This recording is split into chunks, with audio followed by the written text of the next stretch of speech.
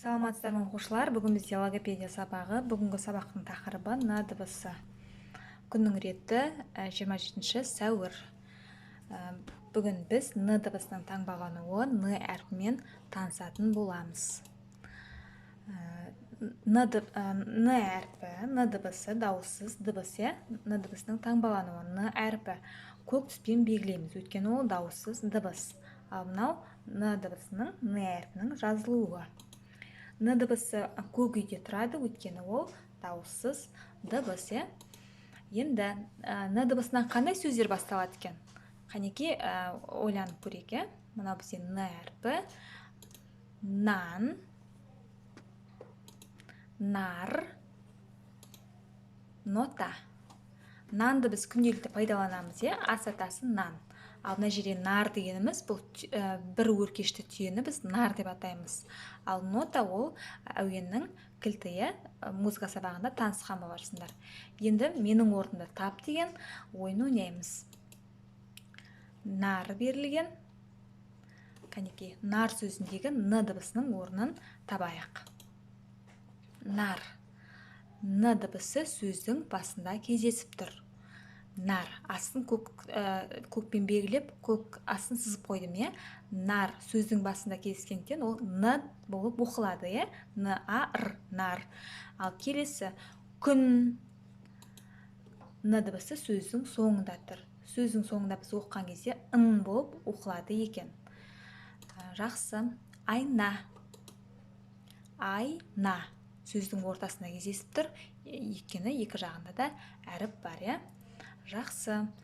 Келесі буындап айт деген ойын бізде. Нан, нота.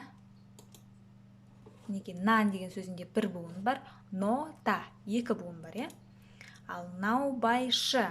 Бізде жаңа сөз наубайшы. Нан пісіретін адамды біз наубайшы деп атаймыз. Қанеке буынға бөліп көрейік. Наубайшы. Үш буын бар екен, өздерің көргендей. Келесі жаңылмай айтайық. Жаңылтпашты бірге қайталаңдар балалар. Наума, даума, науда, дау, дауда, нау. Тағы бір қайталайық. Наума, даума, науда, дау, дауда, нау. Жарайсыңдар. Келесі тапсырмаға көшейік. Бізде паровоз деген ойын тұр екен. Мінеке н дыбысы, н әрпі паровозға мініп алып саяхатқа шыққан екен.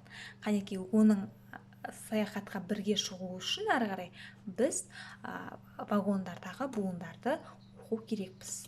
Бізде сары және көк вагон берілген. Қанеке басып көрейік. На деген буын бар екен, бұнда.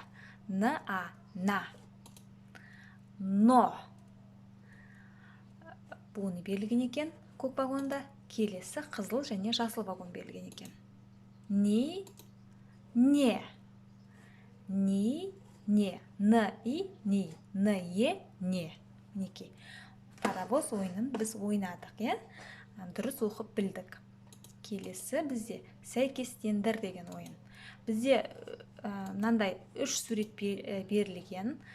Мында қыз сурет салып жатыр, кітап оқып жатыр, билеп жатыр. Бұл қызға біз мынандай ат қойған екенбіз. Назым деген. Енді бізде мынандай сөйлем берілген. Назым кітап оқыды. Соны суретпен сәйкестендіру керекпіз. Мына суретте Назым кітап оқыды ма? Жоқ, Назым сурет салды. Мына суретте Назым кітап оқыды. Ал мына суретте Назым биледі. Ал бізде Назым кітап оқыды деген сөйлем берілген. Біз соны сәйкестендіру керекпіз. Әрине, мына суретпен, Жақсы.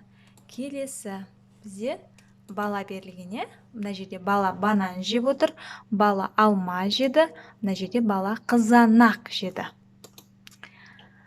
Бұл балаға н-дан басталатын ат қойылған екен, Нартай банан жеді. Қанеке банан жеген Нартай қайда екен суреті? Мінекей. Біз сәйкестендірдік, балалар сендермен бірге. Жарайсыңдар. Біз н дыбысын буында, сөзде, сөйлемде айттық. Енді кері байланыс күтемін, қайталаймыз, суреттерді айтамыз. Сау болыңыздар.